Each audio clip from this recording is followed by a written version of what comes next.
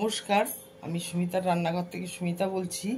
আমি আপনাদের আজকে একটা রেসিপি দেখাবো, তার নাম দিয়েছি টক মিষ্টি বড়ার তরকারি। আমি কি করেছি, ছোলার ডালকে ভিজিয়ে রেখেছিলাম, রেখে মিক্সিতে পেস্ট করে নিয়েছি। তারপর তাতে নুন হলুদ দিয়ে ভালোভাবে মেখে নিয়েছি। ইচ্ছে করলে আপনারা লঙ্কা ছিঁড়েও দিতে পারেন, আমি এমনিই করেছি। করে ডুবো তেলে বড়াগুলোকে ভেজে নিয়েছি। এই যে দেখুন, এই বড়াগুলো দেখা যাচ্ছে, এগুলো ছোলার ডালের বড়া। ডুবো তেলে বেশ সুন্দর করে ছাকা ছাকা করে বেশ ভেজে নিয়েছি, নিয়ে নামিয়ে রেখেছি। রেখে কি করেছি, তেলে আমি কাঁচা আমকে টুকরো টুকরো করে কেটে নিয়েছি, আর তার সাথে টমেটো কুচি করে নিয়েছি। যতটা পরিমাণ তরকারি করবেন সেই অনুপাতে নেবেন। নিয়ে এইবার তেলে আমি গোটা জিরে, শুকনো লঙ্কা আর একটু পাঁচফোড়ন অল্প করে দিয়ে, আমি অল্প পাঁচফোড়ন দেবেন, বেশি দেবেন না, তেতো হয়ে যাবে কিন্তু। আর তেজপাতা দিয়ে ফোড়ন দিয়েছি।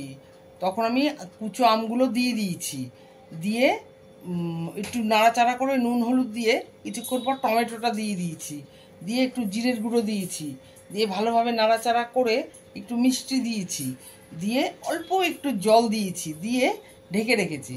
এবার কিছুক্ষণ পর ঢাকাটা তুলে ভালোভাবে নেড়ে নিয়ে এবার আমি কিছুটা পরিমাণ জল বেশি করে দিয়েছি। দিয়ে যখন আমগুলো বেশ সুন্দর সেদ্ধ, একটু শিমলা মির্চের গুঁড়ো দিয়েছি যাতে রং হয়। নুন হলুদের ব্যালেন্সটা একটু দেখে, এই নুন আর মিষ্টির ব্যালেন্সটা একটু দেখে নেবেন।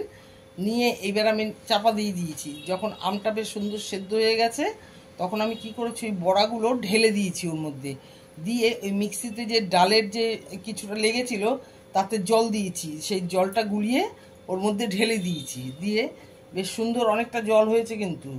এবার এমন জল দেবেন যাতে বড়াগুলো ভেঙে না যায়, অথচ বড়াগুলো এরকম আস্ত আস্ত থাকে, নাহলে কিন্তু খেতে ভালো লাগবে না।